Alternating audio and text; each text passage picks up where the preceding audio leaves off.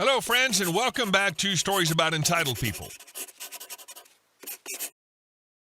In this video, we're diving into a nightmare neighbor story. Imagine someone who files 160 police complaints in 10 months, sues you over smoke that doesn't exist, and demands no outdoor noise after 7 p.m. That's exactly what our OP faced. But before we begin, best way to support our channel is to leave comments, like, and subscribe with the turned-on bell so you don't miss the new video every single day. Here we go. Karen made 160-plus complaints in 10 months. A few years ago, I finally landed a rental during the peak of the housing crisis. Out of hundreds of applications, this was the only place I got approved for. It was a nice house, great location, near work, and I was thrilled. The landlord even sent me a warm welcome email through the real estate agent, tips about the dishwasher, local shops, and then one odd line, the neighbor's notorious for calling the council. I thought nothing of it. Until the games began. First came the parking fine. My car was fully in the driveway, except the nose hung about a meter past the fence line. Not hard to guess who called the council. For context, this was a share house with 3 tenants and a narrow driveway that barely fit 2 cars. Street parking? Forget it. Packed solid with townhouses and apartments. Meanwhile, my neighbor, let's call her Council Karen, had a rusted trailer hogging 2 spots in front of her house. Registered? Sure. But flat tires, corroded frame, it hadn't moved in decades. She paid $150 a year in registration purely to block anyone from parking near her curb while reporting every tiny thing we did. It only escalated. She complained about my temporary work light when I hung laundry at night. Light pollution. She sent weekly reports about my lawn length to the property manager. She logged every bin day and visitor. She called the cops if I so much as played an acoustic guitar at 6 p.m. on a Tuesday. When I tried to talk to her directly, she exploded, screaming that I was a nuisance, that she wouldn't tolerate me, that I was too loud. Then came the lawsuits. The first was almost comical.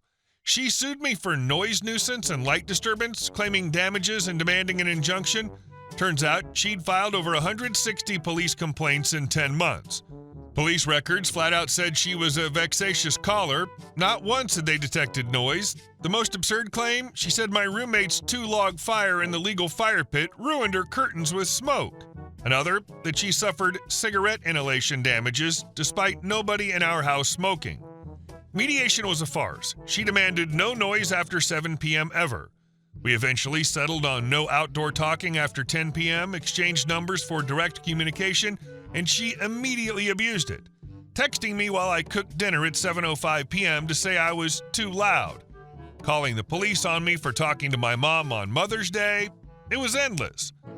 By the second lawsuit, I was done playing nice. I hired a lawyer and fought her in district court. I documented everything, every complaint, every police report, every mediation log. My lawyer shredded her claims one by one. She listed nuisance events like me playing Uno with friends indoors at 8 p.m. on a Saturday. The judge actually asked her, "You're suing because he played a card game?" It didn't take long. The judge dismissed her case with prejudice, meaning she couldn't refile. Even better, he declared her a vexatious litigant, restricting her ability to file future lawsuits without pre-approval. And the cherry on top? She was ordered to pay part of my legal costs.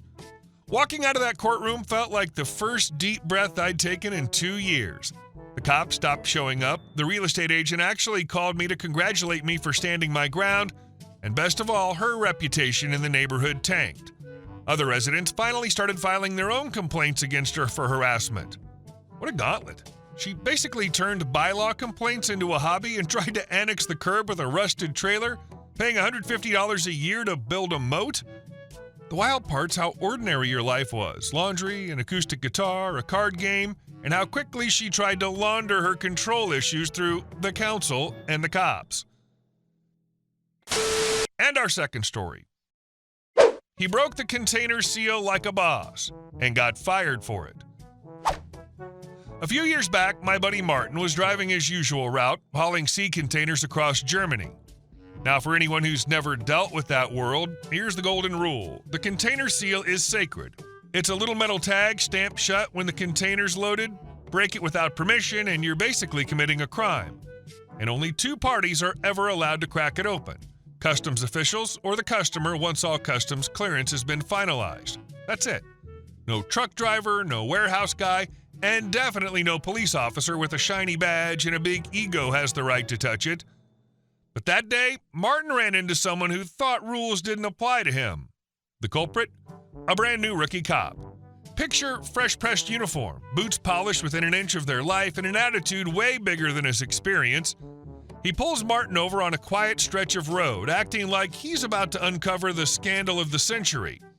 Routine check, license, registration, transport papers, all spotless. Vehicle inspection, passed without a hitch. Cargo documents, absolutely perfect. Martin's been at this long enough to know how to keep everything by the book. But rookies hate coming up empty. The cop, clearly annoyed at finding nothing wrong, strolls to the back of the truck and announces, "I'll check the goods." Martin, who's seen this kind of nonsense before, stays calm. "You can't do that," he says, evenly. "Only customs can break the seal." The rookie smirks, puffing up his chest like a rooster. "I'm the police. I can do what I want." Martin just shakes his head. "No, you really can't. Touch that seal and you're breaking the law yourself." But ego doesn't listen to reason. With a smug grin, the rookie snaps the seal off and yanks the doors open like he's starring in some TV raid. No hesitation. No second thought. Martin doesn't even argue. He simply walks back to his cab, pulls out his phone, and dials the local customs office. He knows exactly how this is about to play out. And sure enough, chaos arrives fast. 8 minutes later, lightning speed by German bureaucratic standards, a customs sedan screeches onto the scene. The officer gets out, sees the broken seal, and absolutely loses it. "What the hell have you done?" he shouts at the rookie. "Are you out of your mind? You're just a traffic policeman. Who gave you the authority to interfere with cargo under customs seal?" The rookie suddenly isn't so smug anymore. He stammers, tries to justify himself, but it's too late. The officer keeps tearing into him while Martin leans against his truck, sipping coffee from his thermos, looking like a man watching the best live show of his life. And it doesn't stop there. Within 2 minutes, 2 more customs vans pull up, followed by a unit from the Federal Office of Goods Transport, BAG. Then the local police chief himself arrives, face red, already fuming because traffic's backed up for kilometers thanks to this circus. By now, there are at least 5 different authorities on site, all glaring at the rookie who thought he was untouchable. Meanwhile, Martin hasn't raised his voice once. He's just standing there, calm as can be, enjoying the meltdown. Of course, the fallout hit everyone in different ways. Martin's truck had to be taken to the customs yard, unloaded, and resealed properly. That meant delays for the client, paperwork headaches, and a lot of wasted time. Martin had to file a detailed witness report, and his customer wasn't exactly thrilled about the delay, but at the end of the day, Martin had done everything right. None of this was on him. The rookie, though, he wasn't so lucky. Word about the incident spread quickly, not just through the police department, but through the entire trucking and customs network. His arrogance had cost time, money, and credibility. Within weeks, he was quietly shuffled out of the force. And Martin, he became something of a legend among the local truckers. Every driver who'd ever been hassled by overzealous cops loved retelling the story. "Remember when Martin got that rookie fired and all he had to do was follow the rules?" It was the perfect example of how sometimes you don't need to argue or fight.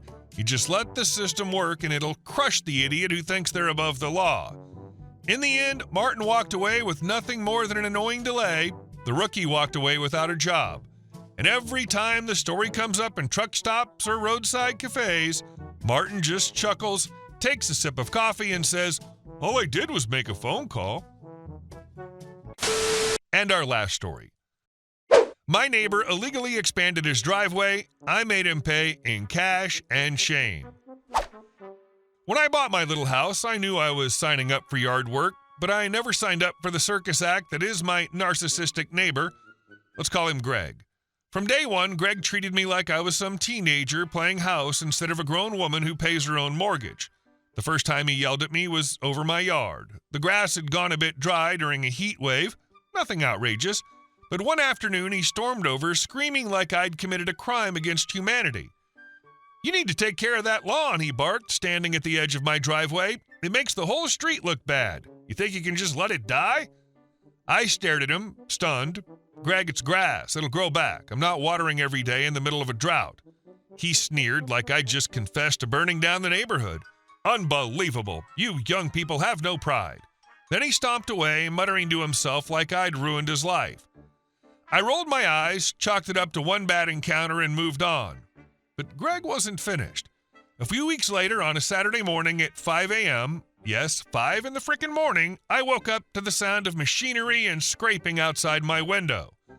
I stumbled out of bed, peeked outside, and froze.